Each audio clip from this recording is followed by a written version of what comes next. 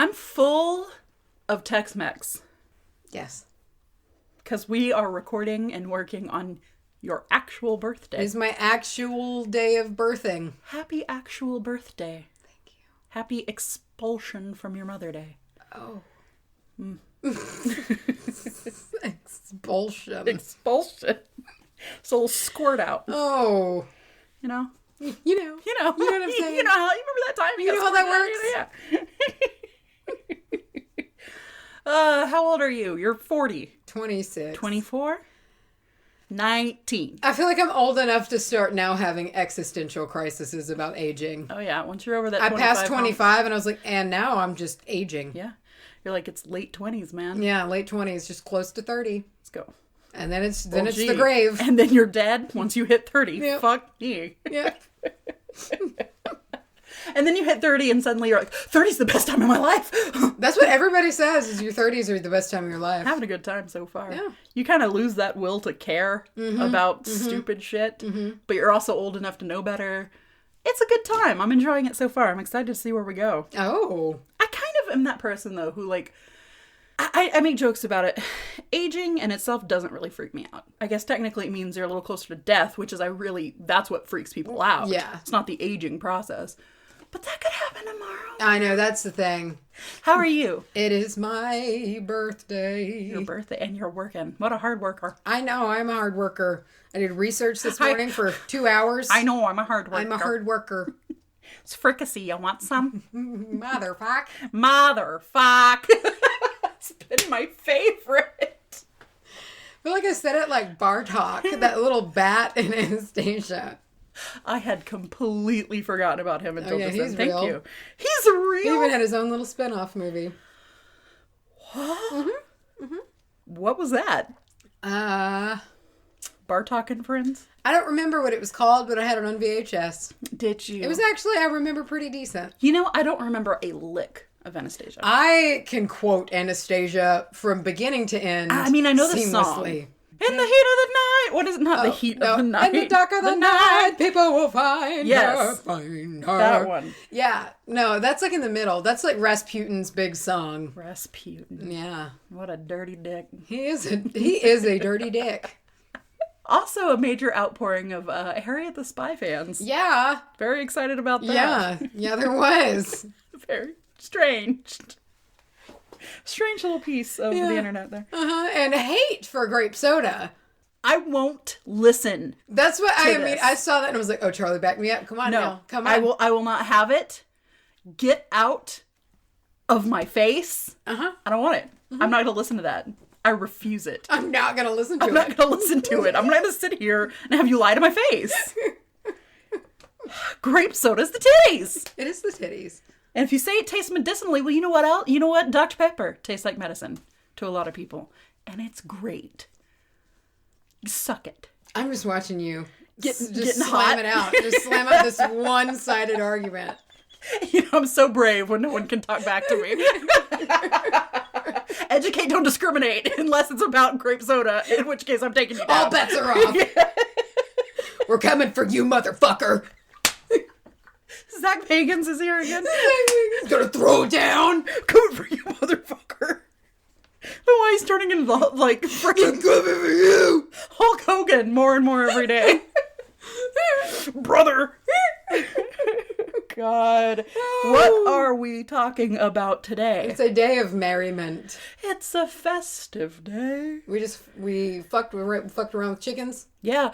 Oh, yeah, we did. Mm-hmm. They ate some worms out of my hand, pecked me, so like not enough to hurt, but it really tickled. Enough to rattle you. Enough to be like, because last time I was here and they ate, it was just like little tiny nothings, you know? Yeah. This time it was enough to make you kind of... They're like actual chickens now. Yeah. Nobody's chirping anymore. And Except for that one, which is a dog. There is a hen that is larger than him. You say that? That's the hen that fucked you up, too. I was there. I saw it. He fucked me up? The one that it did not tickle. You were like, you play too hard. Oh, yeah. There was one who was out for blood. That's the hen that's bigger than Goose. And then he tried to untie her shoes. She, I guess, tried to untie her shoes. The little She is monster not one. bigger than Goose. Absolutely she is. No. Goose could ride a Harley. I don't Can you imagine what that would look like? can. Just sitting on top of it. Well, then they never use their little wings, so he doesn't have any arm control. sitting on it. "Mah." Wind blowing his little tuft backwards. You can actually see. You do have one. What's the name of the one that's got so much like face fuzz? I have not been able to settle on a name that suits me for that bird. There is a perfect character that I'm thinking of. Maybe you guys can help us. This bird is so overgrown with feathers and fluff that it's covering its eyes completely. You I don't know can't how even it sees. see. It bumps into shit all the time. But there's like a very specific cartoon character that I'm thinking of that has a similar thing, and it's like maybe it's one of those old Beatles cartoons where they like I need to post it whenever this episode comes out. I'll post a picture of that bird and be like, what character is this bird? Yes, please, because it's on the tip of my tongue and it has been since that thing was hatched. It's always looked like that. Well, how was your week? My week was good. It was a dreary, rainy week. My week was not that great. Oh wow, 180. Yeah. Okay. It was kind of gloomy and cold and wet. It has gotten a little colder here for half a second. Yeah, I know. I mean, we really haven't had a winter. No, it hasn't but winter has kind of been here the past week. So I've kind of been a little like lazy and not loving that whole deal. Yes. But, you know. Not loving that whole deal. Today was nice. It was nice to have a nice warm day on my birthday. Yeah, and the sun kind of peeked out. For the first time, I actually felt sun on my skin for the first time in days. And I witnessed it happen because I heard you go, oh. Yeah. My week was good. Thanks for asking. I never ask. I really have noticed that I never ask. Unless you're the first one to ask. I lose my train of thought so easily that I forget what the previous conversation was and that it's my turn now. Well, we both, I think, just don't have the greatest of memories because it did just take us a very long time to try to remember who's going first this time. We still haven't figured that out. We still haven't figured it out. I have been yogaing a lot this winter. A lot. You have been frequenting a new place. Yeah, I really an like actual it. studio. A studio. Oh. I go as often as I can, once or twice a week, and then I do it by myself. But it's nice. It just, I don't know, it makes me feel less angry about winter. What would you say the benefits of, like, what's different about going to the studio versus just doing it yourself? Well, going to the different kinds of classes, you can put together kind of like your own little sequences, you know, and learn different. My biggest thing that I feel like I need to work on is my breath. And timing that kind of, and it's nice going somewhere towards like the breath is really focused on, you know, because that's I'll just like forget to breathe, yeah, you know, and especially like holding poses and whatnot. And so it's nice to go and be like reminded to breathe, you know. I feel like you can kind of focus anytime you're focused on something like that, you just kind of I'll realize that I'm not breathing. I'm a shallow breather anyway, and I'm trying to work on that. When I know I need to focus on breathing, I try to do what they call the 4-7. I think I talked about it in the grounding episode where you breathe in for 4 and then out for 7 because it forces you to exhale for longer than you inhale. So it really helps to calm you down and all that. But I think it fixes that issue that I totally understand, that kind of there's not a lot of substance to it. Well, and I feel like it gets your mind on the counting. Yeah. You kind focus on the 1, 2, 3, and kind 4. Of try to take, you're focused on that and hopefully less focused on holding whatever you're doing. Which, like, ironically, the less you focus on it, I feel like, you need to focus to perfect it and how to do it, but like muscle memory at some point is going to take over. When your subconscious takes over, because like when I sleep, I breathe deeply. Yeah, but when I'm awake, I'm just like. Can you imagine if you slept and you were like, oh my god, that's how everyone slept. God. It's like frogs at night. Just, Ew. What if we did make some terrible noise when we slept? Like, just some crazy weird. All night long. And it was normal. Like, nobody talked about like it. Like sleepovers. It's just. I mean, I guess there's snoring, but that shit doesn't count. What are we talking about this week? I'm going to be talking about, and I'm not sure what I want to title it yet, teas, tinctures, and decoctions. Oh, nice. Infusions or potions. Potion. That's the noise we make when we sleep. What are you talking about? So it was my birthday, and I was like, I want to do something strange. Yeah. So I'm doing a historical episode. The most recent one, though. Oh. And I'm talking about Aleister Crowley. We're in for a wild ride. Aleister Crowley is a crazy story. I love the name Aleister. Aleister. Eccentric dude. There's a lot to unpack with him. And there's so much information on this guy's life and the crazy shit and all of the writings. I mean, essentially he created his own, some call it a religion, some call it a lifestyle kind of deal. I mean, there's so much to study. So putting this into about a 30-minute segment, this is just the highlights. This is a wide swath. But for someone like me who knew of him mainly from listening to Mysterious Universe, because they'll talk about him, from a clinical approach, I think it's kind of a very troubled, narcissistic man. But saying that, I don't know. You know, there are still people who follow the idealism of Aleister Crowley. So I don't want to, like, offend anybody because I really don't know. But from surface value... Macey's getting hate mail. I know, I'm going to get hate mail. From surface value, and I'm not convinced that the dude maybe didn't have some power. Oh. But at his core, there's just he's a complex being. Yeah. Okay. There seems to be there's some narcissistic behavior. I love it. Yeah. So I'm excited to get in with that. And this is the most recent that we've had. That we've done. Okay. Yeah. Cool. Dope. Clip. That's So a new clip. one. Before we go any further, we have a very special Patreon shout out. Special. This is to somebody whose birthday is coming up very soon. Your birthday buddies. Birthday buddies. Your bracelet buddies. Yeah. This one goes out to Mercy K. Mercy K actually had a friend join up on her behalf, so she could have a shout out. Mercy? I like that. Mercy K. I feel like I said that incredulously. Mercy. Mercy K. It's Mercy K. It's true. You're beautiful. You're Mercy K. You're Mercy K. You're Mercy K. It's true. Fucking high. He's so edgy. I'm always. Say I was fucking high. You could see by my face I was Mercy K. Happy birthday, Mercy K. Hope you like that. We've also thought about changing the format in which we name our episodes. Yeah, we just give them names. Because what y'all see is the finished product of, what's a good one? Oh, The Moon and Protect Your Pets. Yeah. Or something like that. But we give them names. What did we call that one? Moon Poison. We give them stupid names. We'll generally take Mace's topic and my topic and we'll smash them. Whore Horse is my favorite. Whore Horse. That's my right. all-time favorite. Whore Horse was Whore the Horse. Whorehound and the Horse Energy episode. Yeah. So we might just start bringing these names to how we name the episodes. We'll see. We'll see. Or Horse. Whore Horse. It's wonderful. Tell me about Aleister. All right. Aleister Crowley. Macy, look at your book and tell me about it. Also Are you known gonna tell as Okay, sorry. The Great Beast. Whoa! Actually, The Great Beast 666. No. Full name. Full stop. Full. And the wickedest man in the world. That sounds like a rap name. It's a lot. I mean, there's a lot to unpack here. It's like Mr. Worldwide, but it's the wickedest the wickedest man in the world. Oh, The world. the world. Mm-hmm. Aleister was born Edward Alexander Crowley.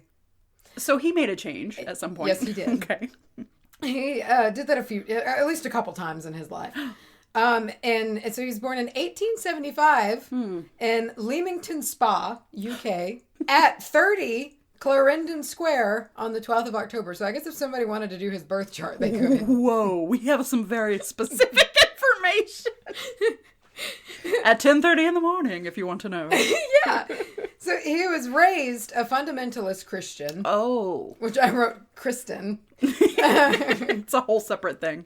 By his parents were fundamentalist Christians, and they belonged to a fundamentalist sect called the Plymouth Brethren. Oh. Yeah. At a young age, he pretty much showed an aversion to Christianity. He was not about it.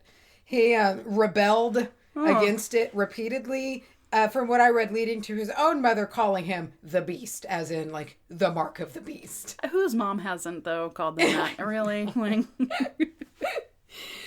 So, his lifelong, long-running interests became clear at a very young age. He was, like, deeply fascinated by, like, sexual deviance and kind of torture.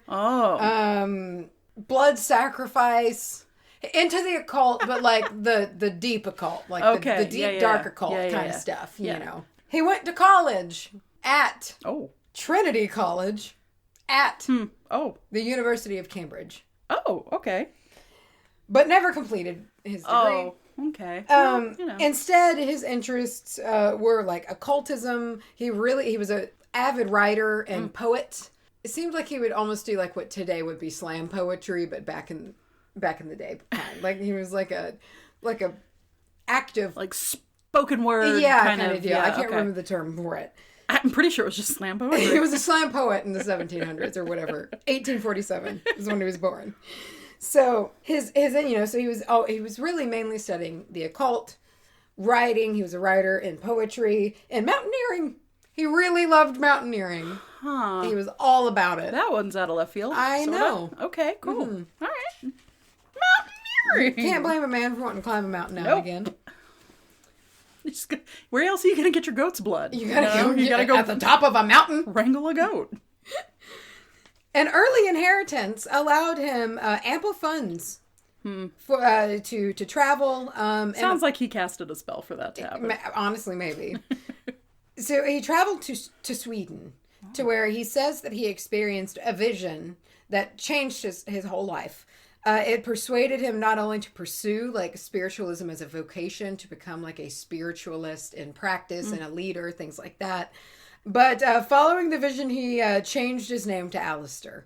Oh. I don't really know why. Maybe he, sometimes you receive your name. Maybe so. Maybe somebody floated down and said, look, you're Aleister. Aleister. I looked around and it's really weird. There's a lot of documented stuff on him, but there's also a lot of variations in shit. So it was like, I saw that, but it's like, I couldn't figure out like why, it was just kind of odd. It seems like there's missing pieces. Are you saying he was born in 1847 or 74?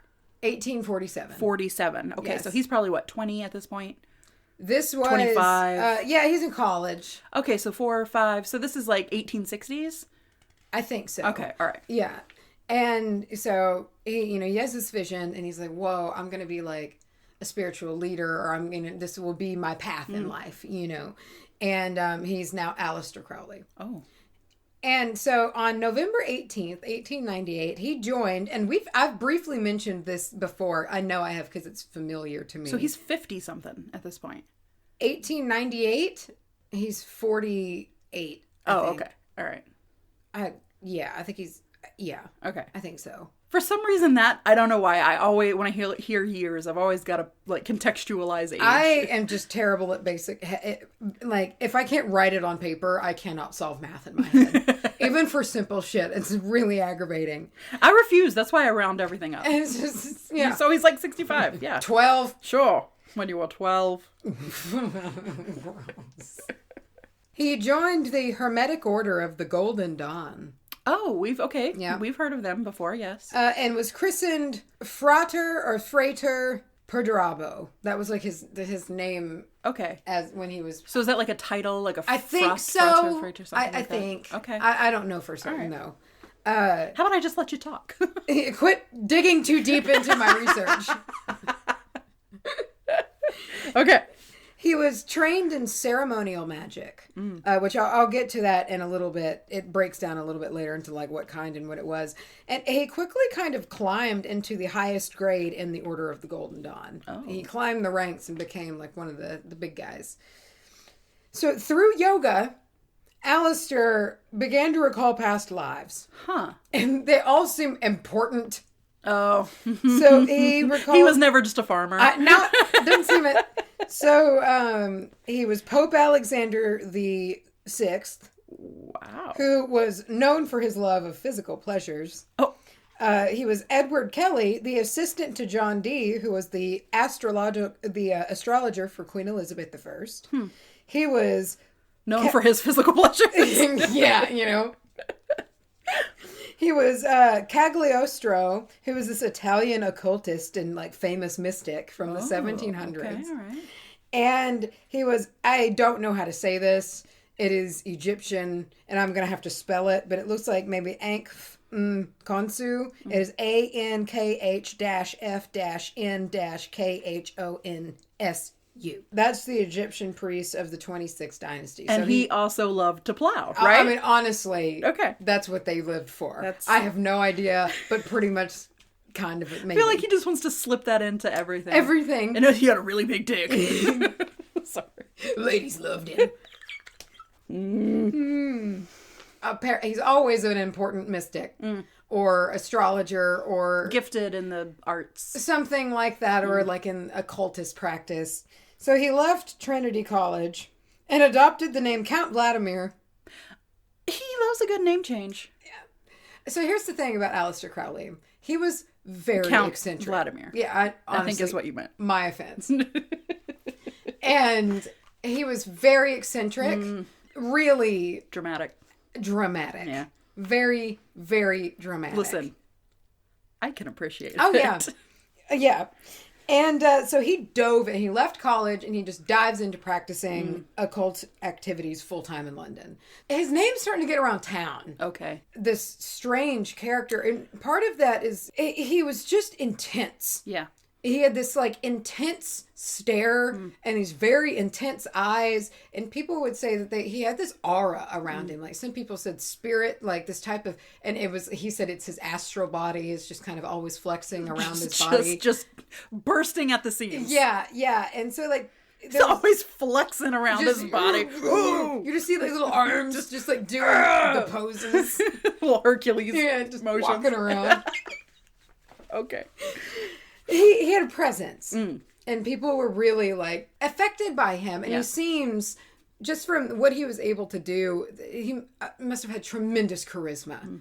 I mean, he was a magnetic character. You know, it got to the point where even like some people, they were superstitious of him, like they were scared to cross him in any way. You know, because like accidents would happen, and it was also just rumored that his flat was just like full of evil ghosts. Just lives with 400 demons. Just chills. A little sick 'em on you, you know? Like, that was just kind of a thing. It was like his place, something evil lived in his house. Some kind of baddie. So this is the late 1800s, yeah? At this point? I think we're chilling at the late 1800s. So we're approaching that height of spiritualism. See? In the kind of theatric sense. Yes. And it's so it's hot. That's really, it seems, when shit gets big. Yeah. With this story, he was really in the right place at the right time. Yeah. Born exactly when he needed to be. Right when he needed to be. That's why he had so many past lives. He was just waiting for this one. This was the one. This was the one. He was a mystic in training for this life. So he was taught the sacred magic of Abramelin, the mage, from an old manuscript that Samuel Liddell himself translated. Oh. And so Samuel Liddell was either the guy or one of the top guys in the Hermetic Order of the Golden Hand or Golden Dawn.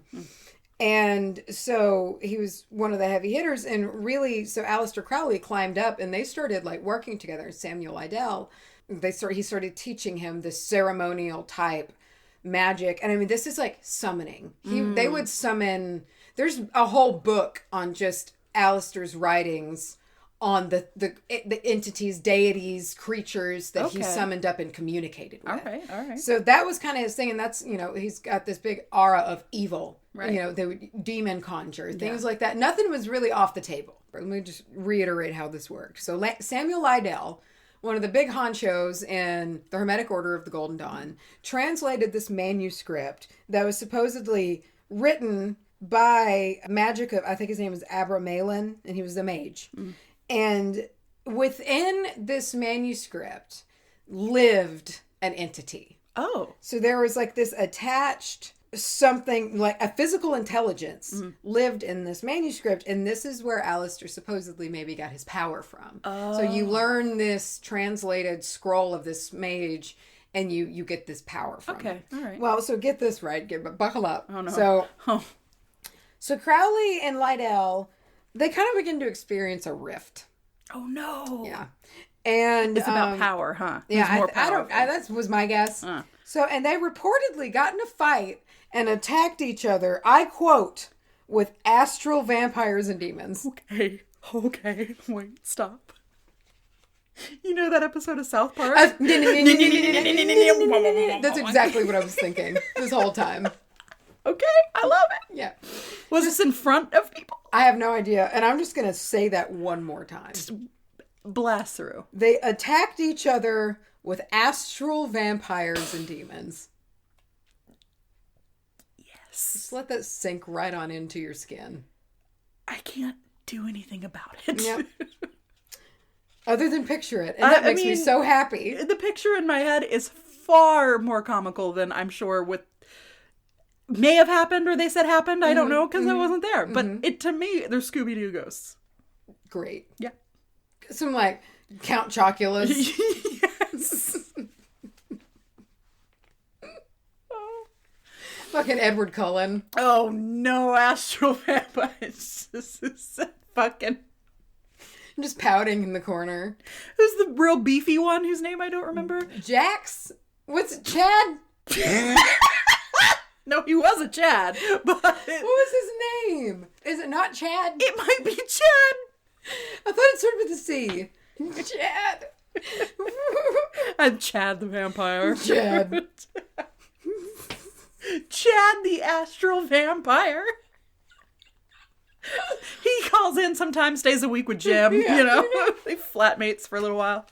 I could see that. They're just like, they're unlikely friends from different social circles, but they just somehow click. Yeah, and he just call Chad up and spend some time. I'm picturing Atticus Jackson's voice. Yeah, pretty much. I am always defaulting to Peter Lewis.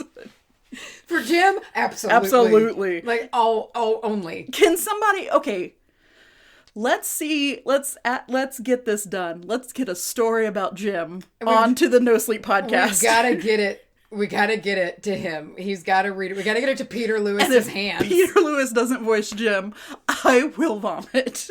Can you imagine how fucking freaky it would be? Oh my god. We need to actually write a horror Jim story and submit it on the No Sleep, and then all y'all need to get on the No Sleep Reddit and give it a lot of action. I want Jim. Yes. We actually probably could pull it off. So, because of this obvious rift, he was eventually expelled from the Hermetic Order of the Golden Dawn. Well, I mean, yeah, if you summon a vampire to slap your teacher, you're gonna get in trouble. Just kicked him right out. He's gone. And so he began traveling. He's an avid traveler. He had a lot of money. He had wealthy parents. He got his inheritance when he was young. Okay, yeah. And so he's traveling around and he started studying Eastern mysticism and kind of used that with his own personal beliefs and whatnot and crafted his own type of like philosophical type belief systems, practices, things like that. Yeah. And kind of started crafting his own. So he moves to Scotland on Loch Ness. Oh. And married Rose Kelly. It was on their honeymoon in Egypt when Kelly received astral communications to contact Horus. So she's also... I guess so. Okay. Yeah. Horus, man, just ringing daddy up. Call him up. All right. No big. And so Crowley was like, no big deal. So he performs... I've got you, baby. Yeah. He performs a ritual and he reaches Aiwass, Horus's messenger, who was... who Crowley also just deemed to be his true self. Oh, just took that too. Mm-hmm. All right. Mm-hmm. Sure. As you do. Sure. So over 3 days, Rose Kelly dictated Aiwass's words channeled through Crowley, in which came or resulted the Liber Legis, or the Book of the Law. Oh. For 3 days? 3 days, he just, I guess, channeled Aiwass. And you have to pee at some point. yeah, I don't know how that works. Whoa. Yeah. I mean, I'll have 20 minutes. I mean, you've been 5 times this episode. I know. So, I mean, like, I don't even understand how that works. I know. And I love to read this in game show voice. I was also told Crowley he'd been selected by the secret chiefs or master adepts to be the prophet for the coming new eon of Horus. Congratulations! Yeah. Wow, that's a big reward. Yeah, which is also the third great age of humanity. So he's basically hand-chosen by the secret chiefs to be the leader of the next big age of man. All right. Yeah. I mean, sure. Okay. Mm-hmm. So the central concept of kind of the message of the Book of the Law is the law... It's the law of Thelma, but I wrote the law of Thelma. The law of Thelma. Thelma's law. Yeah. So the law of Thelma. And basically, do what thou wilt shall be the whole of the law. Oh. That's basically the basis, like kind of the message of it. And I'll break down kind of what that means a little bit here in a little bit. So I'll say that again. Do what thou wilt shall be the will of the law. Okay. So thus the founding of the religion, or, some consider it just like a lifestyle and not a religion, the way of life called Thelema in 1904. So it was established by Crowley in 1904. Thelema emphasizes individualism and uniqueness of each person's will. Okay. So that's quoted directly from the Ordo Templi Orientis, which I'll break down later. So will, it's not as simple as... From what I was gathering, and again, this was a whole study, lifetime worth of material to study in its own. You're not going to talk about it all right now. Yeah, I'm just trying to give a basic understanding. And of course, there's different things. You can go deeper and deeper and deeper. But I was reading several things. Don't at her is what she said. Yeah, I'm just trying to understand this the best I can and convey it. If you are curious in it, please look it up. But I read a bunch of sources and they all said this was kind of the core. And it's like, okay, then that makes sense. So basically, it's not just like you just do what you want. Okay. It's not that simple because it's a very intrinsic, there's a lot of deep thought that going on because will, it's not the same as want always. Yeah. And we all have our true authentic selves, inclinations that are part of your essential being. So things that are just that you do that are just inherently you. Right. They're your characteristics. You can't control what it's just you. Yeah. And it's your essential kind of being. So the practice of Thelema is being able to calm the conscious mind and be able to discern in each moment, just in the moment, what your true will, which is tied to that just basic true nature of yourself, would do, and you live by it. That's very interesting. I know. So the core is really, really interesting, right? And I was that's not as like ridiculous like that. I mean, I was kind of ready to be like, ho ho ho. I mean, that's pretty sound. The core premise, that in itself is, I really do actually like that quite a bit. I thought that was nice. There's, of course, a lot more there, and I have not read anything else in the Book of the Law. The next page could be like, and then murder people. So I don't know. I do like that. I was like, that's a good way to think. It's just basically you're living as your true spirit, just what your spirit would do. It's just, and that's how you live. So, and I was just reading different people's interpretations. Actually, I got on like a subreddit that was Thelemites discussing kind of their interpretation of it. And some were a bit more like, it's not easy. You're basically devoting your life to the study of learning to live through your will. And some people are like, I just consider it's almost like, and some people say it is a little bit, you're out for yourself. Yeah. Your will is your own. You're not trying to worry about other people. You live for your will, and that's your life. Which, if we're talking about looking inwards and thinking what you would do, what your spirit would do, I think there's 2 ways to take that. I think at the end of the day, what I would like to think is it's kind of like that gut feeling, like what's right. We've all been in those situations where maybe you told like a white lie, or like what you probably should do about something, even though you don't want to. And I would think that that's maybe kind of what it's like, and not so much. I do see where, and again, this is me knowing nothing about it. I see where somebody could be like, oh, so I just like do whatever I want. That's cool. Yeah. And it's like, I don't know if there's depth to it, you know, but it's also, it's a very freeing way of life, you know, or it's a very free kind of. Well, let's be real. That's not even a bad thing. Well, no. And a lot of, and we're about to get into it. There's a lot of passion and some wild shit. Oh, is there banging? Oh, yeah. Okay. Oh, is there ever banging? Oh, okay. And so, that's kind of ties into it also. Like, you know what? If you're kind of a freak, you're kind of a freak. Yeah. There's that in there too. It's not simple. And that's what I'm getting at. Like, that's in there, but also don't just do whatever you want. Yeah. And you basically devote your conscious thought into being like, which one? What is it then? Am I a freak? Am I a freak? Maybe. You're probably a freak. You're probably a freak. If you're asking. Okay. If you're asking the question. You already know the answer. You're probably a freak. So by 1912, Aleister became involved in the Ordo Templi Orientis, which is that quote from earlier. So they were an occult order, and by 1922 he was the leader of the order. Oh. So in 10 years. Damn. He seems really, I think he was just magnetic. Yeah. That really seems to be, you know, he just was able to rise, you know. During this time, so from 1915 to 1919, he lived in the United States. Oh. However, driving through Italy in 1920, he had a vision of a hillside villa.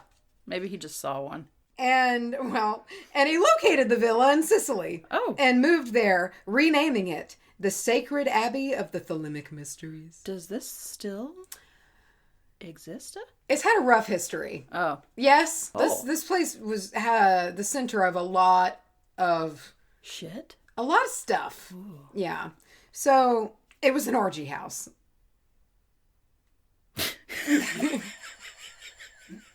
Okay, I wasn't expecting that. So, another big thing tied to Aleister Crowley is sex magic. Oh. And this was going to be his kind of like commune center of this new ideal system that's going to just take over the world and bring in the new age of the great age, like Horus's messenger told him he was going to do. And this was going to be the epicenter. This is where it was going to be. All right. So... people could pay a whole shit pile of money and come and be there, and it was going to expand and grow, and that funded the project, and then they could just kind of live there in the commune kind of situation. Okay. And so people just came in and out all the time. People might be over there summoning someone. People are in the other room just fucking everywhere, all over everything together.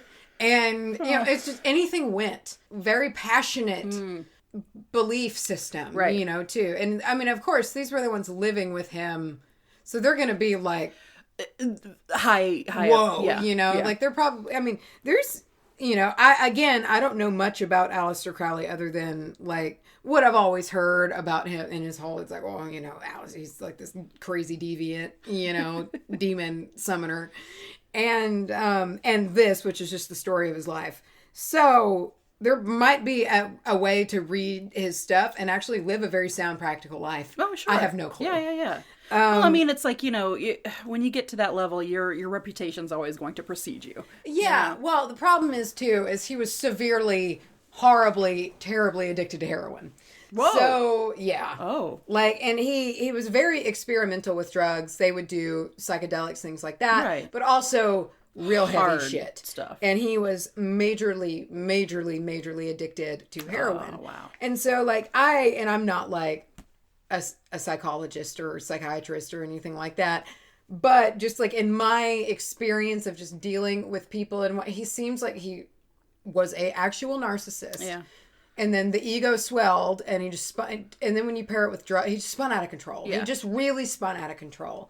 And instead of focusing on building, this empire, I think he just... maybe he got caught up in his own, philosophy a little bit. That's kind of what it seems like. And instead of steering it, being like, look what you could become, he just became it. He just, like, relished in it. Huh. Yeah. Okay. But we'll get to that.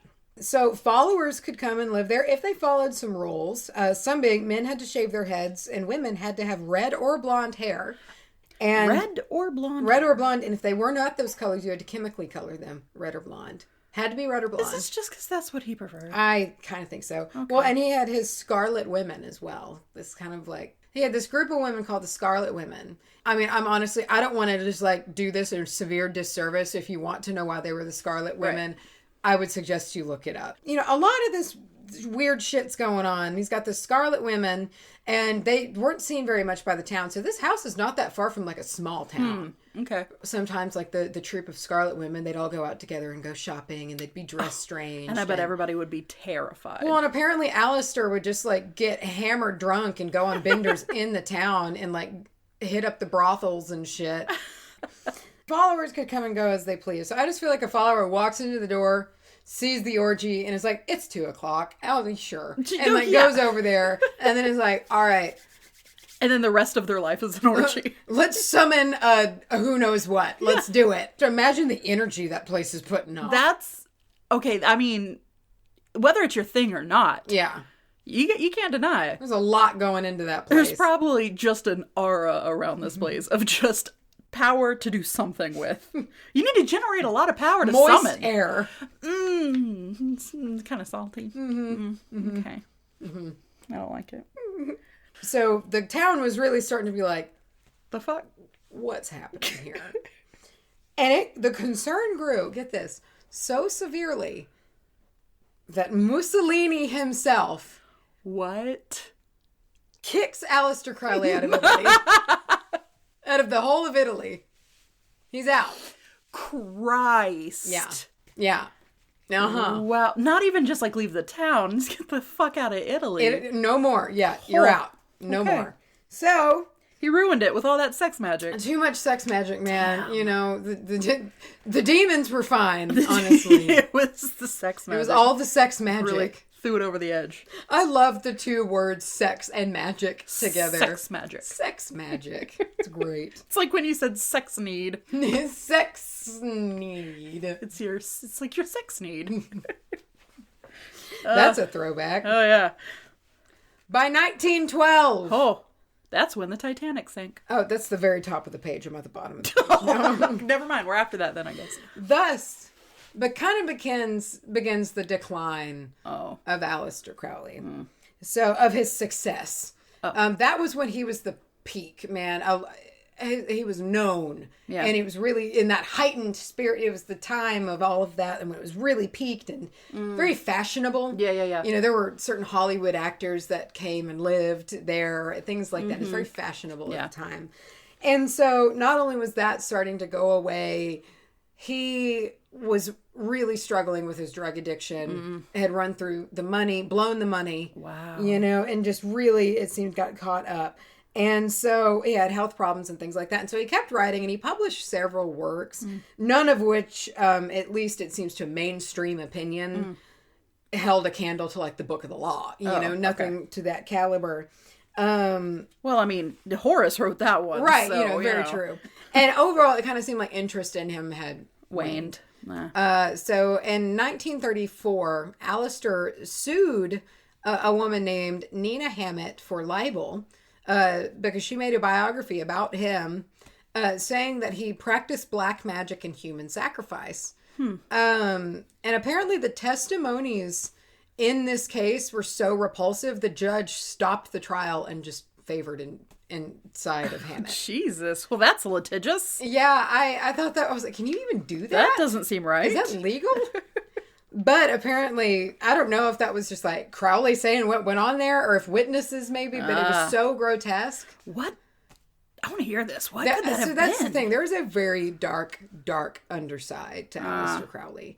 I mean, you know, he's a very tricky character. Yeah. You know, like it almost seems, it's like just that chaotic neutral. Yeah. You know? Yeah. Like, yeah, that makes sense. And so, and it's very tricky for me because like some of the things, and there's so much about him, and there's so much that he wrote and whatnot, and just that people said about being around him. It's hard to believe that he didn't possess some sort of power. Yeah. You know, of something. Yeah. You know, a lot of it could have been accented but it's like something was about him. There was something about him that was different than anybody else. And he was able to really just not only draw people in, but it seems like I have some sort of chops to Yeah. keep people interested of some way.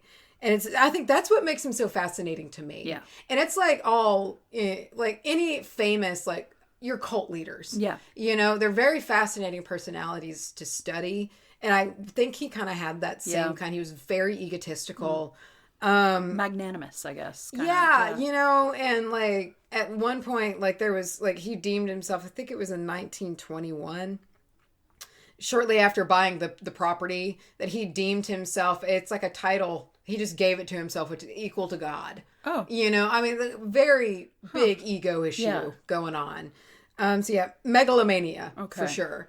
And so it's tricky, right? So you're just like, you were so hard to pin down, dude. Well, I mean, I'm almost wondering if it's a case of, if you do truly have some kind of power, whatever it is, you're still at the end of the day just a human being. Yeah. And it's almost like the issue of the ring. Like, men are weak. Yeah. You know what I mean? Yeah. It's like, at what point do you, maybe you've got power, and maybe you got some chops, but also at some point, that's going to go to your head. You can't wield it. Yeah. Yeah. So I'm wondering if that doesn't kind of lead to that downfall. And I'm not even talking like demons and shit, because I feel like anytime anybody does anything magic at all, it's like demons, you know? Yeah, I know. So I'm not saying anything like that. I just mean, shit can go to your head, man. It can. Yeah. And especially if you're already if you're a narcissist. Yeah. And it's just so much reading about him. It's like, I think he was a narcissist. Yeah. So pair that with like praise and just this building of just this crazy ego and heroin use. Yeah. You know, I mean, it's just a toxic cocktail. I mean, it's like, there's no way that can go good. And a lot of money. A lot of money. Yeah. You know, orgies. Ugh. Yeah. There's a lot of power. Orgies.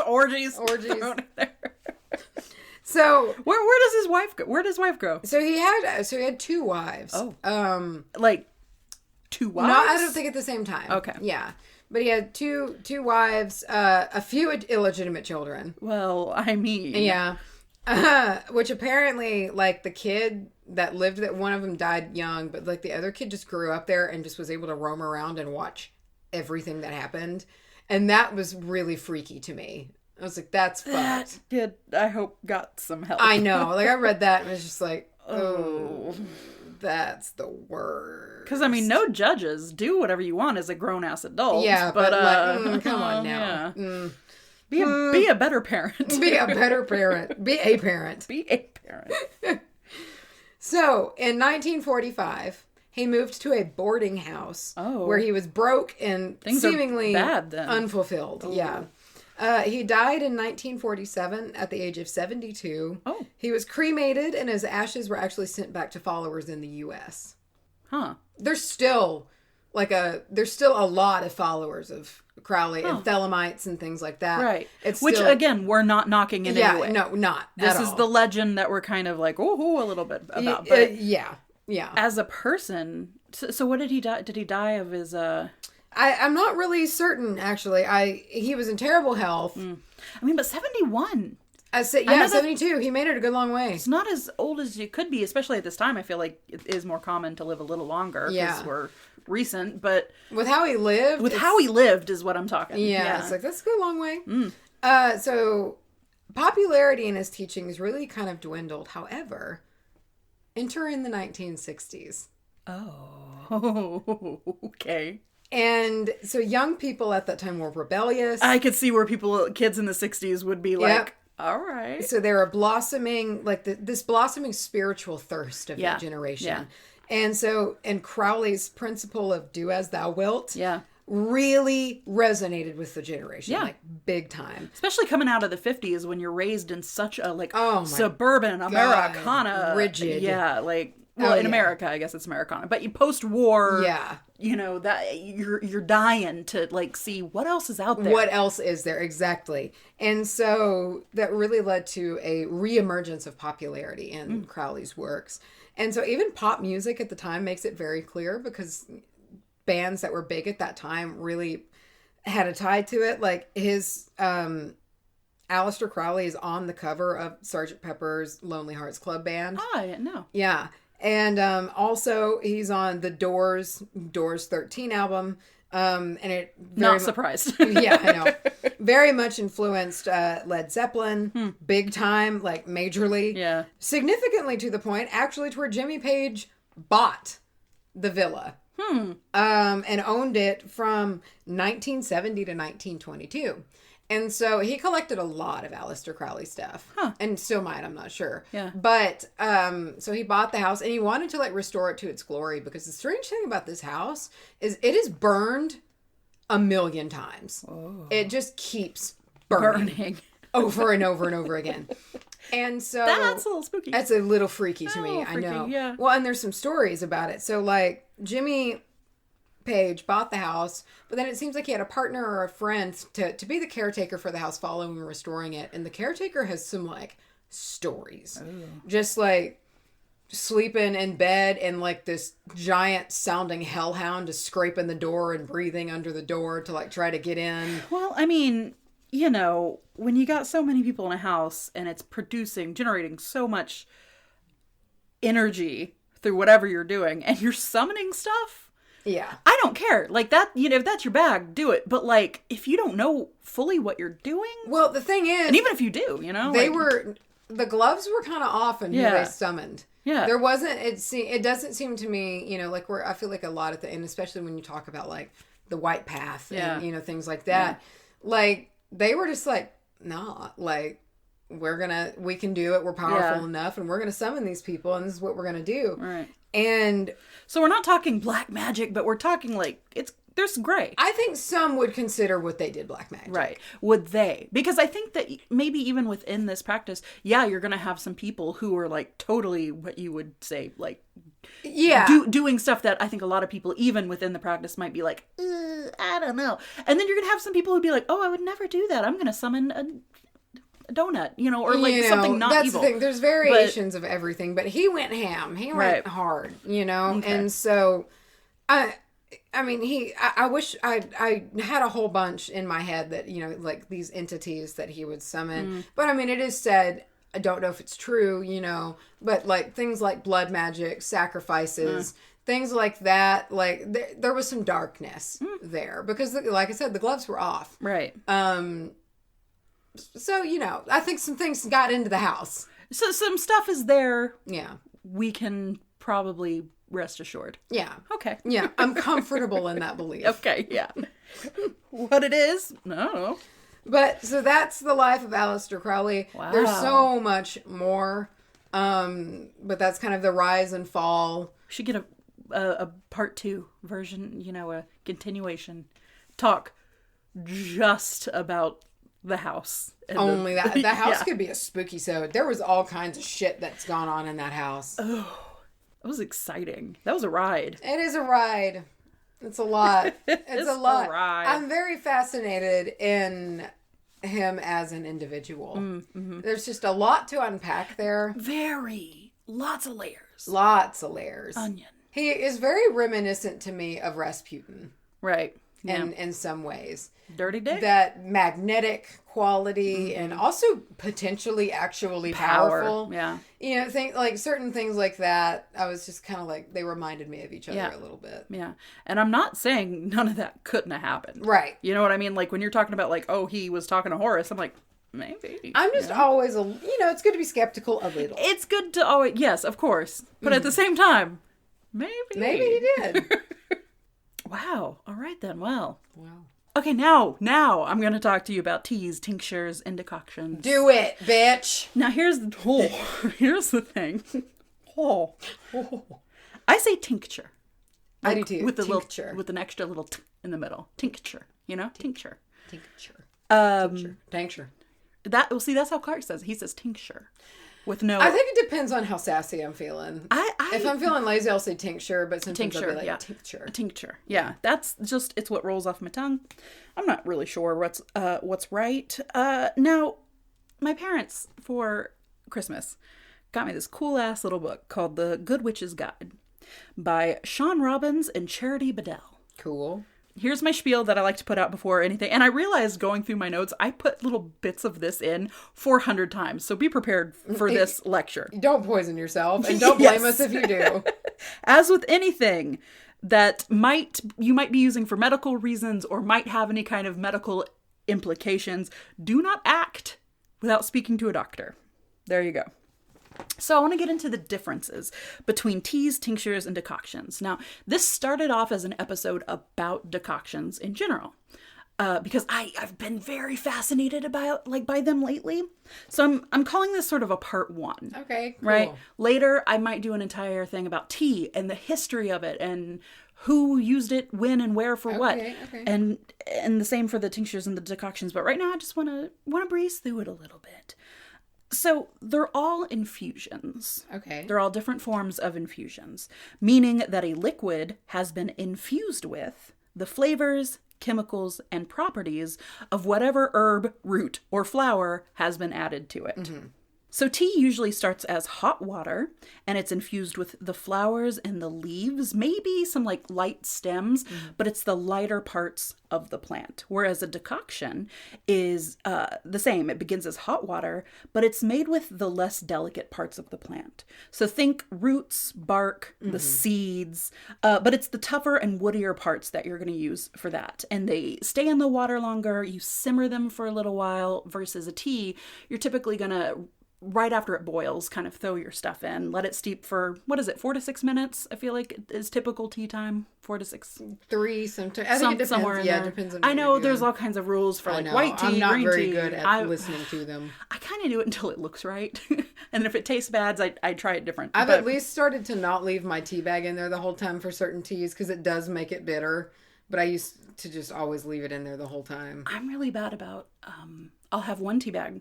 Make a cup of tea. I'll drink it. I'll add another tea bag, but I'll leave that first tea bag in. I used to do that all the time. And I just double up until at the end it's just this like 6 bags and I really have to pee. And my mouth is burning because there's so much cinnamon. Let's see. So yeah, that's going to take a longer time. You simmer it. A tincture is typically a cold infusion. This allows the nutrients to remain pretty unharmed by the heat, and it makes for a more powerful mixture because it's had a lot of time to infuse. Also, with tinctures, you typically use a lot of product.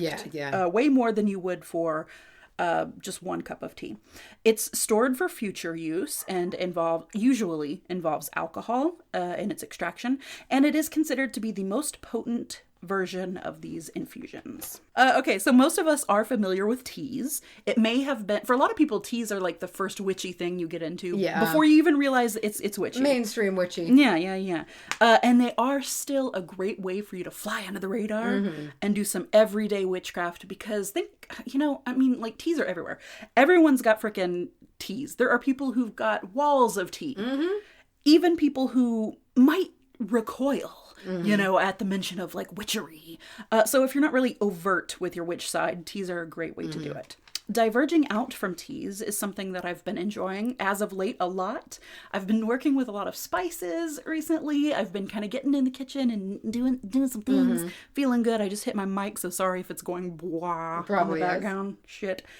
Making these infusions, especially decoctions, to me for some reason, it just feels like alchemy. Yeah, it really does. It feels like potions. Exactly. It's using those kind of thick, rooty, woodsy materials to make something that's going to make you feel better or is going to do something to you in some way. It feels like serious medicine. Yeah, it really does to me too. So I'm really, really, really, really enjoying that. And unfortunately, decoctions can be they're less tasty. Yeah, I would imagine so, but they're more bitter with the roots and more whatnot. Bitter and medicinal. Yeah. And tinctures to be for sure. Yeah, So I'm excited to make some this summer. I have a recipe here. Oh. I have a recipe for all 3 of these things, but the recipe for the tincture is like something I'm going to do soon. Okay. Anyway, so the tinctures also fall under that umbrella of something a little bit more intense. So teas and decoctions are typically made with water and plant material, where tinctures can be made with water, vinegar, or alcohol. Usually alcohol. Yeah, that's the standard, it seems. The standard. And I'm talking about the drinkable alcohol, not the cleaning kind. Don't kill yourself. And it's a very effective way to draw out the essence of a plant. In fact, a lot of essential oils are extracted using the alcohol distillation method. Just make sure the alcohol that you use is 80 proof, at least 80 proof. It can be 80 proof and above, or 40% by alcohol by volume or higher. Anything under those measurements, and you're going to have a higher water content in your alcohol, and it can make for mold. And you don't want that. So like I said, I will have a recipe for a tincture a little bit later with the specific amounts. However, here's the general and what they call the folk way to do a tincture. You can get really involved the way that you make tinctures. You can do a specific amount of XYZ, and it has to be half of the amount of whatever, and it's just whatever. So a lot of people opt for this folk remedy, or this folk way to do it. And this is how they have done it, like in our family, you know, up in the mountains. The mountain Appalachian magic has been doing this way for a very, very long time. So just be careful, but generally you're going to gather your materials that you want to make your tincture out of, cut them up or grind them to release them, like kind of bruise them, break it up, let those oils out. Place all of them into a jar that has a lid, think a mason jar, and add the alcohol to it until it covers everything by about an inch or so. Then you just got to screw the lid on, shake it up, maybe mix it with a spoon, put it in a cool kind of dark place, and let it sit for 4 to 6 weeks. Shake it every single day, good and vigorously. And after 4 to 6 weeks, just strain the crap out. All this stuff, all the materials that you had in there, strain it out and you've got your tincture. This is the way that I've heard, like, I've heard that before, like simple ones. You could just pour alcohol over it. Pour alcohol over it, let it steep, shake it, make sure mold doesn't grow in it, make sure you have the right, you know. I personally wouldn't use water or vinegar. I want something that I know is going to be a little stronger and maybe kill, you know, any kind of baddies that might want to form and, you know, and stuff like that. But so that's the folk method. After you strain your stuff out of it, store it in a dark bottle. I really love those amber colored tincture bottles, you know? And it's really good to have a dropper of some form, because with a tincture, you need like 3-4 drops. Yeah, they're very potent. You don't drink them like a cordial or something. All right, so here's why you might even be interested in using them. Infusions can work on a medicinal or even a meditative level. A lot of people will drink tea for meditation purposes, but they also work as spellcraft. The medicinal aspect is what has even permeated into the non-witchy parts of life. It's super popular to drink like a chamomile tea before bed, or like a lavender tea to make yourself sleepy. But again, it's by somebody who would be like, witchery? No way. So they're so hand in hand tied together that there are little ways you can make it more ceremonious. You can make it a little bit more like a ritual. But the simple act of using these herbs and the properties of these herbs is the spellcraft itself. So the people who turn to tea, you typically want that warm and comfy, delicious feeling that tea brings.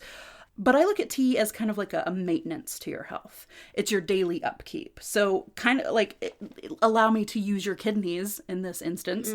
With your kidneys, you have your don't worry, be happy tea that you drink regularly, right? And that's kind of a maintenance. However, you probably wouldn't turn to that if it was like acting up.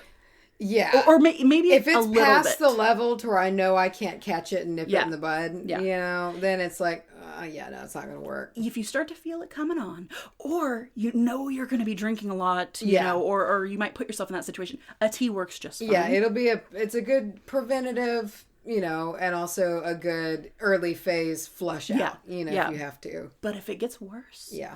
And I'm not talking the level that you would go get an antibiotic for. I'm just, if it passes that level, you're going to need something a little stronger. So yeah, teas are for those kind of lighter effects, like better sleep, easing a stomach or a headache, or to calm your nerves down. We're not talking full-blown anxiety problems, just kind of chill you out a little bit. With these infusions, make sure that the herbs that you're using are related to what you're trying to get out of it, but also make sure that they can be ingested, because some things are flat out poisonous, even if you can burn it for prosperity. That doesn't mean you can drink it for prosperity. Make sure that if you wouldn't just eat a handful of it, then probably don't drink it. Another thing I'd like to point out is try to go for organic stuff, or the best option is to grow it yourself, because one of the quickest ways to get pesticide poisoning is just throwing some like store-bought rosemary in and letting it steep for a very long time and then downing it. You know, there's a lot of pesticides and stuff that could leach out. So make sure you're either A, washing it very well, or it is homegrown, I guess is the best way to do it. Or organic, I guess.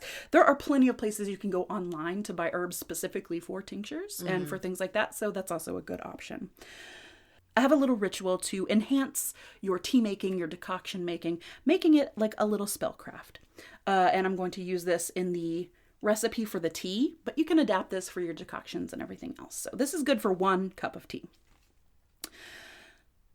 You'll need 1/4 of a teaspoon of pine needles. I wrote pin needles. Please don't do that. 1/4 of a teaspoon of elderberries, which delicious. Oh yeah. 1/4 of a teaspoon of blackberry leaf. So this is going to be a pretty tasty little tea. Oh, by the way, this is for protection. I forgot to mention that. This is a protection tea. So add the ingredients to water that has just cooled down from boiling and steep 4 to 6 minutes. I imagine pine needles might make it a little bit better if they stay in longer than that, so you might want to pull the tea bag. As you steep your ingredients, as it says in the Good Witch's Guide, your potion, which I love, envision it covered in a bright light, whatever light represents protection to you. What light represents protection to you? Protection? Yeah. Gold. Yeah.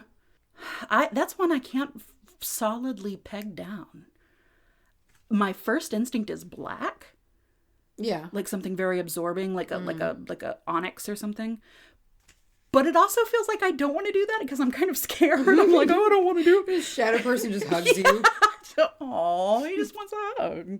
Okay, so imagine that your this light that represents protection is just leaching out of your ingredients and it's filling this tea. After it steeps, you're going to sip on your tea, just like you would a normal cup of tea, but visualize that light that's now sitting in that cup, entering your body and radiating out from within. It's kind of like our guided meditation that we did. Basically, which I was thinking, that's what it was, Macy. That's what it was. That's what you said. That was so funny and it woke me up laughing. Thank you, God, for mentioning that. Okay, you guys, I'm going to deviate from this a little bit. I don't know if it got cut earlier, but I was telling Macy, there is something that is so funny. It woke me up laughing the other night. And I remember thinking to myself, this will never, never not be funny. So if you heard the episode with our guided meditation, we're doing the very typical talk down that you go through. Everything that we could to keep a straight face. First of all, yes. And somebody pointed out, they said something like, at the beginning, it sounds like Charlye couldn't keep a straight face. And I'm going to tell you why. Because I had laughed for 30 minutes about this. What did I say? I don't remember. Dude, I hope you remember it as funny as I do, because it's the fucking best. So we're talking through the muscles to relax them. You know, we're saying relax. Did we leave this in the show? We probably took it out because it's not relaxing. Oh no, we took it out. Absolutely. It's like relax your feet and then your legs and then you work your way up. And then you say, relax your, like I remember I said, take your tongue off of the roof of your mouth. Because that one sounded maybe a little weird, but I had that said to me once and I realized. I feel it. And every single time I feel like I'm relaxed, it's the last thing I do. I'm like, oh wait, my tongue. And I realize that I'm pushing it really hard against my mouth. And once I let that go, my entire body kind of... So I remember I had just said that line and it was your turn and you were going to do eyebrows. And what her line was unfurrow your eyebrows if you have them knitted up, like if you have them tensed up. But she paused after the word them and she goes, and just the most serious guided meditation voice, she's like, unfurl your eyebrows if you have them. And you stopped and I just roared.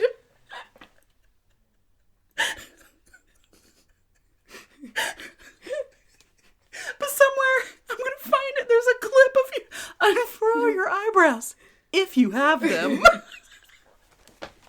That's so shitty. Why? What if you don't have any eyebrows? Some people might not. I feel like I really called them out. I know. It's so specific. If you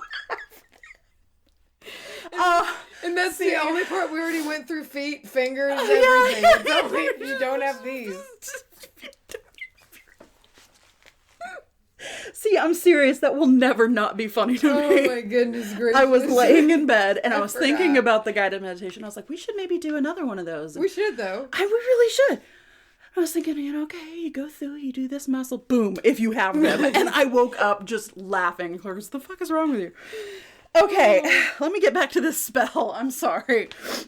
So you're sipping your tea, you're visualizing the light entering your body from within. So the more you drink, the farther the light is going to radiate out from your body towards the heavens, and extend deeper into the earth, sending your will and your intent into the universe. If you are an incantations type person or a chant type person, the authors of the book have provided one for you, and it can be tweaked to your needs. Herbs grow naturally. Protection and safety come to me. Oh. And I guess you can say that again and again, or just once, however you prefer to do it. And that little ritual can be used whether you're making a tea, a decoction, something like that. I would imagine if it's your tincture, you could imagine the light radiating from the ingredients. Every time you shake it, maybe it's revitalized. Mm-hmm. And then you pour it into its little dark bottle, and it's just there. And you can do the light visualization every time you have some. So it doesn't have to be all in the one setting. So decoctions are a little bit more powerful than tea. They take the harder items, again, the roots and stems and things like that, to release the properties quickly. They use heat to do that. They can, in fact, be tasty. They don't have to all be bitter or anything, depending on what you use. I have one here. I've seen a lot of people say it's tasty. It's a ginger and cinnamon decoction. I love ginger and cinnamon. Yeah, man. It holds the properties of ginger, which are grounding, love, passion, healing, and then cinnamon, of course, being power, protection, fire, spirituality, love, those types of things. This is from tobemagnetic.com or tobymagnetic.com? To be magnetic. Toby. Excuse me. wbahpodcast. Toby Magnum. Who's Toby Magnum? He's like off-duty cop who knows something's wrong. Toby Magnum. Okay. Oh my god. Toby Magnum.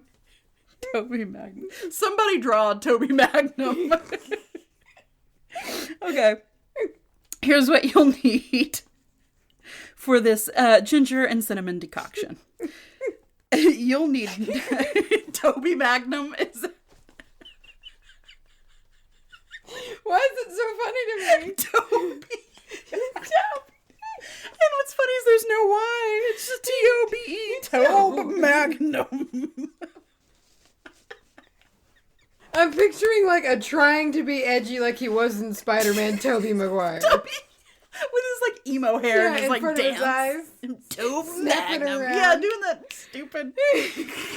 Oh, fuck. God. Here's what you'll need for this goddamn ginger and cinnamon decoction. 9 cups of purified water. 5 cinnamon sticks. 9 inches of ginger cut into wedges that are each about a 1/2 inch. You're going to place all of your ingredients in a pot, bring to a boil, turn down and simmer for 20 minutes. Be careful when you do this. Keep your eye on it. At this point, you can enjoy it warm or have it chilled down. Warm. It's as simple as that. Yay! Lastly, to bring out the big boy, we have the tincture. All right, so these are very strong. Only a few drops of the finished product will do ya. Once made, they have a pretty long shelf life. I've read up to like a year of a shelf life. And that's another plus that they hold over teas and decoctions.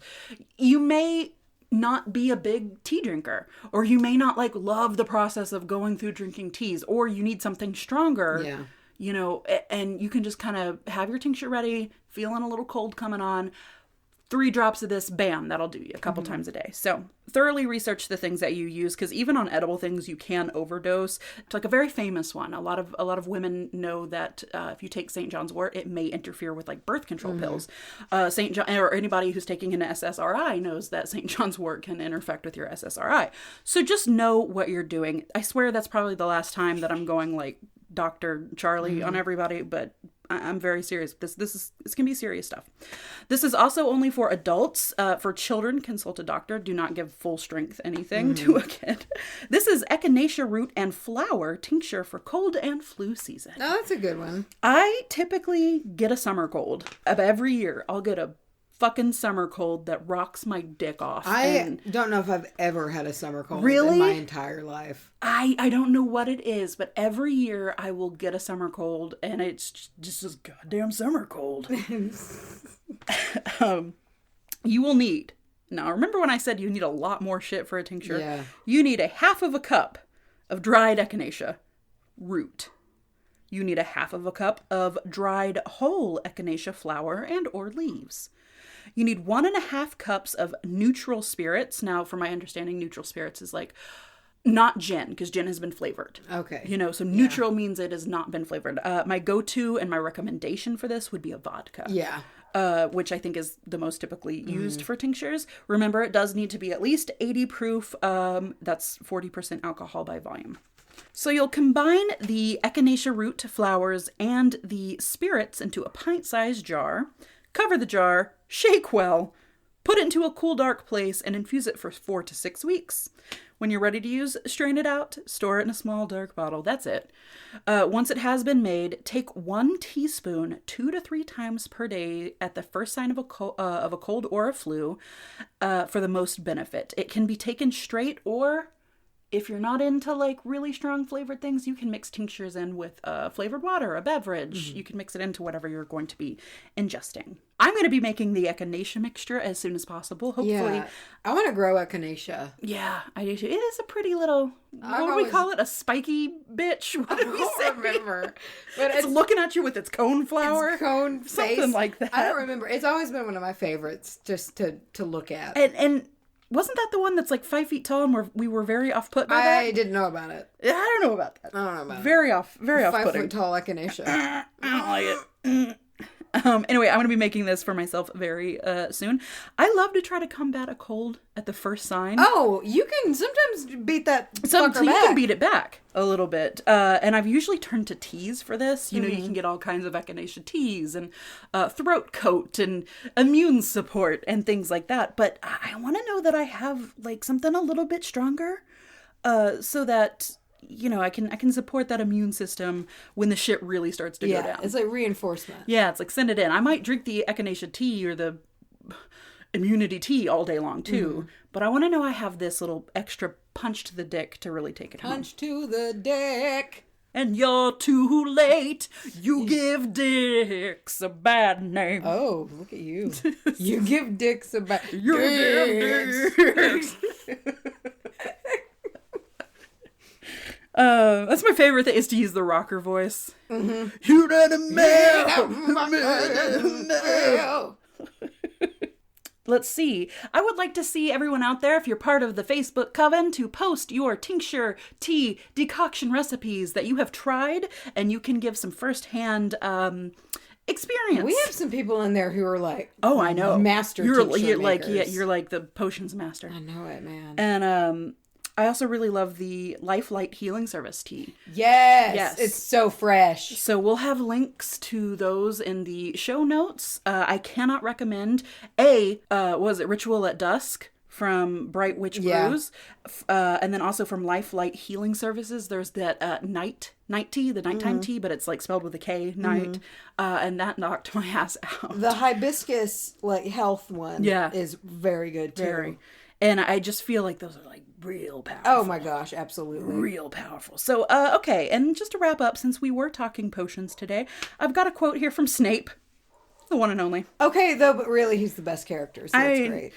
Yes, it is easy to see that nearly 6 years of magical education have not been wasted on you, Potter.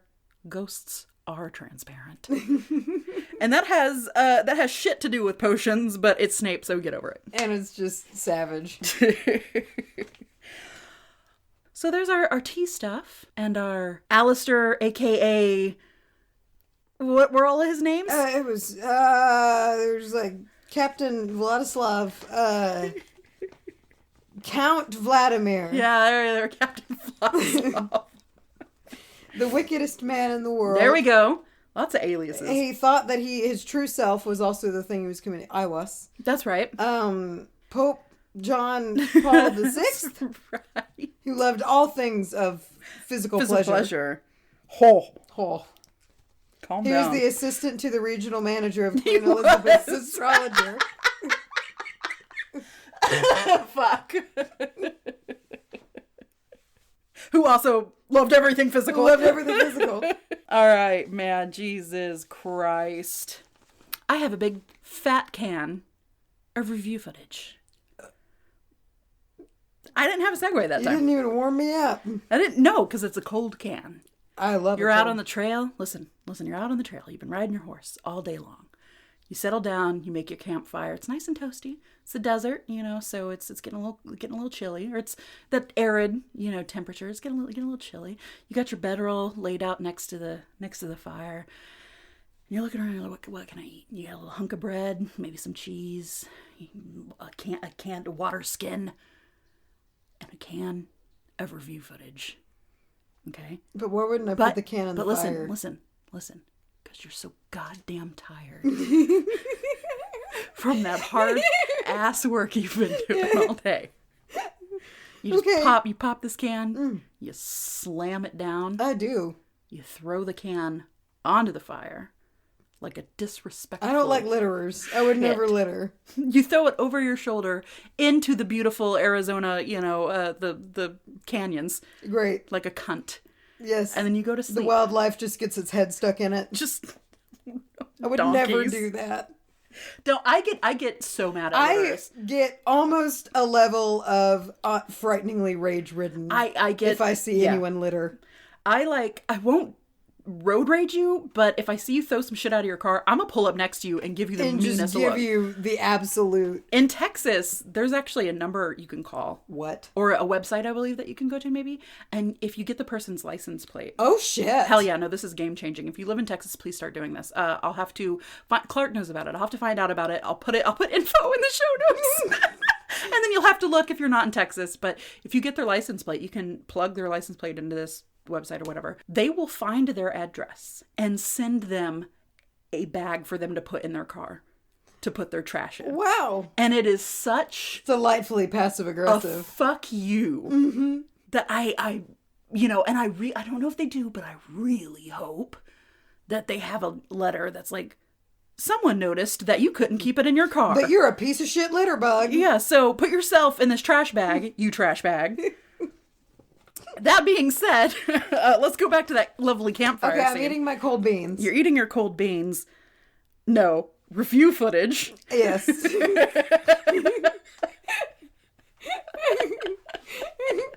No beans here. No. No beans. No. I don't know why I said that. It's so completely different. Not even a lawyer could say they're anywhere near the same thing. And we have some cold, slimy review footage. Here we go. I love cold, slimy review footage. This one's called Something to Look Forward to. Oh! And it's a meaty boy. It's a little meat, but I quite liked it. Speaking of little... It's a little meat. Speaking of meat, this was sent in to us by... Maybe... I know I say this every single time, but this is maybe my new favorite name. _ham_.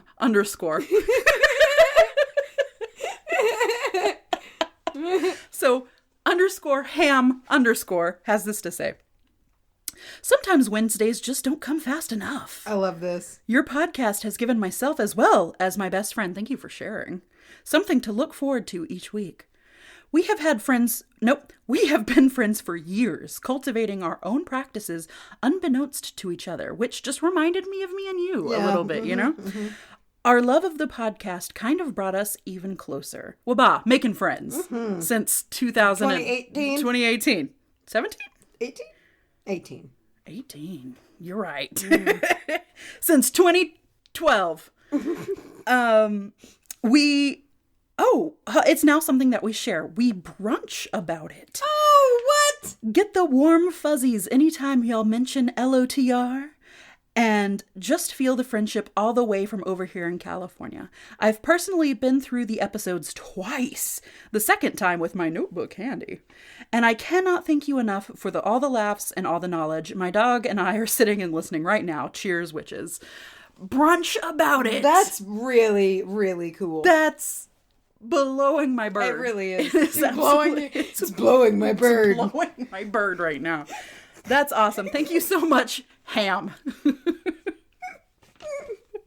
Care to speak about a little something interesting we've got in the cookbooks? Sure. Not in the cook. It's not a cookbook. It's Calm not down. a cookbook. But we have it in the books.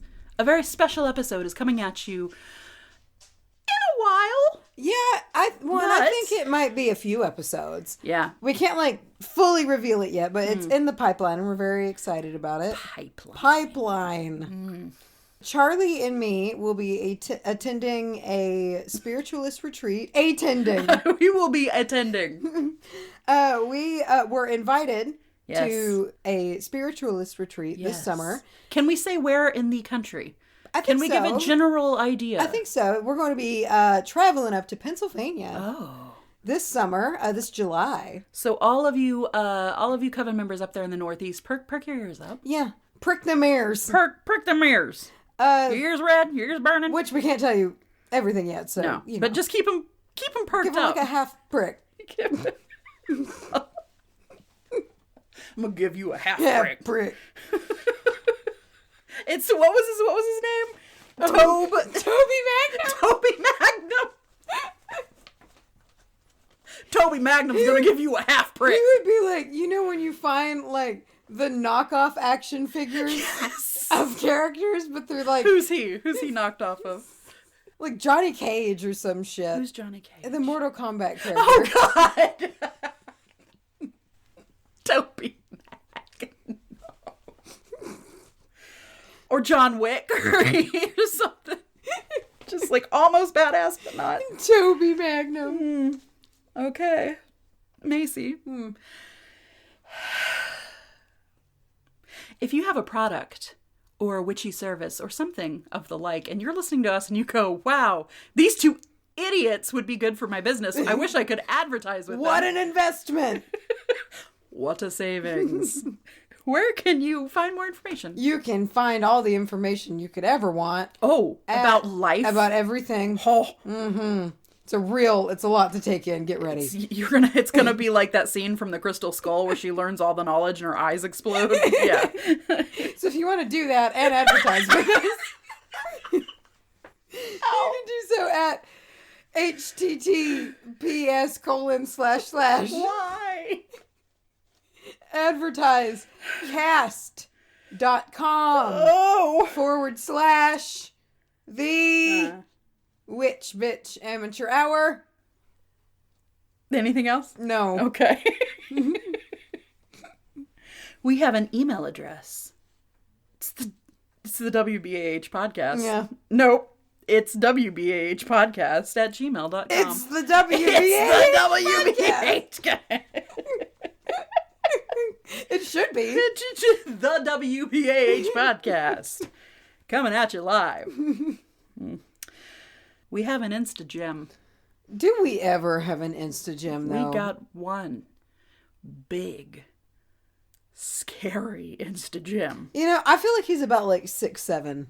Yeah, no, he's extremely tall and thin. And like his elbows don't really start until his hips. Yeah. You know? And his head's always at an angle because he always has to duck down. Yeah. And so it's just kind of permanently he's kind of gnarled sideways. Yeah. He looks at you never straight on. But he's a sweetie. So when you're like in bed at night and he's in your door frame, you know it's him because he's got crooked. His head turned. Yeah. I don't like that. This is awful. And I imagine him, like, after he leaves, after freaking the shit out of you, he, like, lights up a cigarette and's got, like, a leather jacket on. He's like, scared the shit out of them. He goes back to live in his rat trap. What does he live in? Does he have a house? We'll get to that in a different day. Okay, ooh. But we do have an Instagram, and you can see him over at Instagram at wbahpodcast.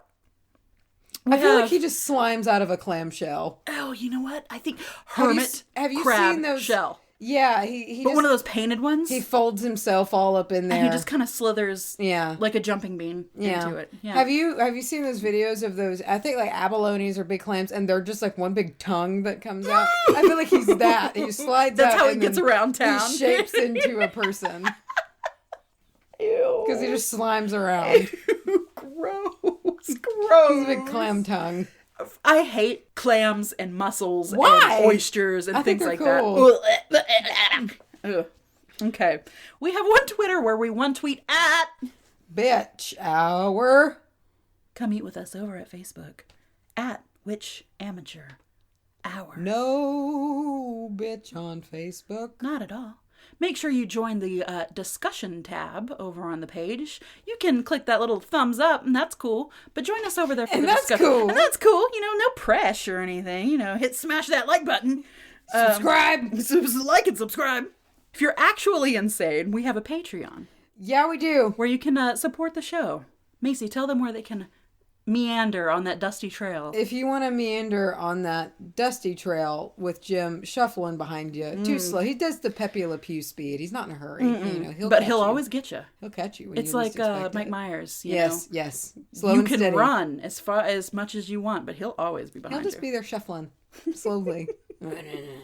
You're just singing My Humps under his Oh my breath. God!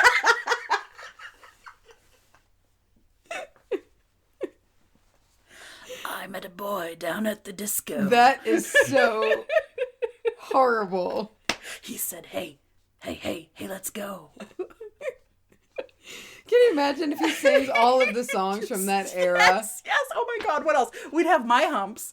We'd probably, I know it's in the same vein, but we'd have Fergalicious. Fabulous. Glamorous. Glamorous. G. Oh my God. L-A-M. Yeah. Oh shit. No. Toxic. I was about to say toxic. You know, and he makes that noise with his mouth. that's his favorite genre of music. That's his absolutely. And he's never been happier. That's what he jams to. You'll never be scared. With his old Walkman. He has one of those, like, he's got a clip-on CD case on the dusty trail he's following you on. Why is he simultaneously the most adorable and most horrifying? He's a very complex character. Oh man, he's another onion boy. Multi-dimensional. He's got layers. Literally and figuratively is he multi-dimensional. Yeah, he who knows where he's gonna be. He's gonna pop in and out. We are gonna create him. It's so bad. Do you see where somebody said he's a tulpa and somebody was like, I just looked up what tulpa is and I don't like that idea. Okay, where can they go for Patreon? See, if you want to do that for some reason, support this, our habit. Get it? You can go to www.patreon.com. It's P as in parrot. No, God. A as in Aleister. Kill me. R as in Roger. Oh. No. I was spelling parrot because I said P as in parrot. Z as in zebra. Who is this from? Like F as in Frank. I always want to spell the word that I say that it is.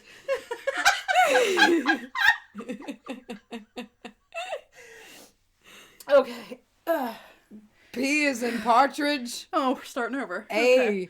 as in Archimedes. T as in Tim. Okay. R as in rhododendron. Oh no. E as in egg. Egg. Oh.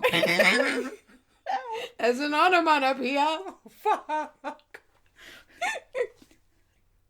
N as in Necronomicon. Dot. No.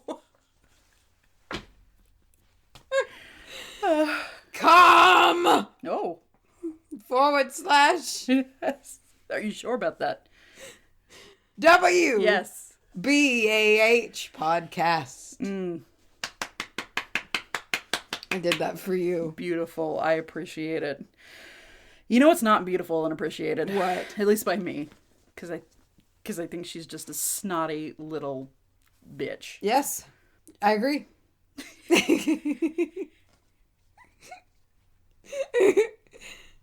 She's a snotty little bitch, and guess what? She hates Jem. You know, and I'm not here for that. I'm kind of a little defensive of Jem. I don't abide. Mm-mm. Dude does not abide. The dude does not abide. Anyway, you can set her straight on how much more you like Jem than you like her. Oh, that will just light her up. Oh, send her a letter. It's telling us how much you love Jem. You know what? Don't even mention her. She don't even mention Just her. say you wanted her to deliver this to Jem. Yeah. Oh, yeah. I say like, to Jem, care of Saucebox. And that's P.O. Box 865, Canton, Texas, 75103. She'll be there. She'll be there. She'll always be there. Our P.O. Box, Saucebox, is going to become like the witch mecca out in Canton, Absolutely. Texas. Just go. It's just like you go pay your respects. It'll be like little like roses and candles. Yeah. And always like some witches sleeping on the floor. Just kind of there hanging out. And the post office workers are like, the fuck? We are not renewing that P.O. box to these people. Do they ever like ask? Yeah, they do. They're Really? very friendly about it. And they're just like, so like, what are y'all doing? And I'll tell them, they're like, this is witchcraft. we see all these letters and packages and come into this podcast. And I was just like, yeah. It's a podcast about clothes and It's makeup. about spiritualism. Or do you just look them dead in the eye and say, you know what it is, bitch? You know what it is, bitch. Oh, man. Well, We have a merch store. we do. And we've got some dope lit fam ideas. Dope lit fam ideas. Got some freshness coming soon. Oh. You know. Everybody needs to freshen up. HTTP. No. HTT. No. PS. No. Colon. No. I actually am not sure about this. / I think I'm right. Teespring. Uh-huh. .com. Did you get possessed by Jim? / WBH podcast. So. The witch. You can actually just search the Witch Amateur Hour and it comes up. Yes. Yeah. You can also hit up our website. Oh, there's a link there. That's right. This I information. feel like we haven't talked about the store in a while because I forgot how we did it. Everyone, stay safe out there. Godspeed. Godspeed. Godspeed, little Zumba. Oh. There's a band that dresses up. It's a metal band called the Oakley Dokleys. Yeah. Yeah. They dress up as Ned Flanders. And they're like, I think like their number one song is Godspeed, Little Doodle. I love them. All right. What are we going to do now? I'm going to go eat one of those cupcakes. Oh, fuck you, Mitch. Mm-hmm. All right. I'm going to go home. Yeah. It is a Sunday. I'm going to go home and take a nap and maybe do laundry, but I'm probably so not. exhausted. I'm gonna finish this out, eat a cupcake, and just like it did at lunch, it's gonna knock me out right over again. Well, it's your birthday. It's your actual last birthday.